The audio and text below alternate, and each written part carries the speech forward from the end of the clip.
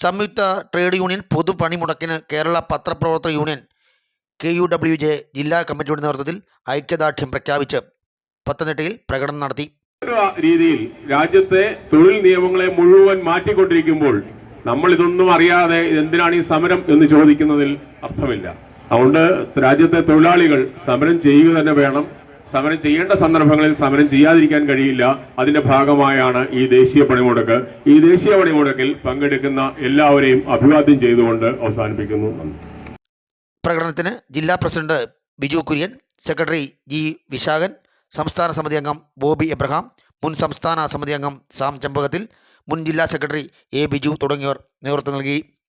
മുതലാളി പറയുന്നതെല്ലാം അനുസരിക്കേണ്ട അടിമകളായി മാറും.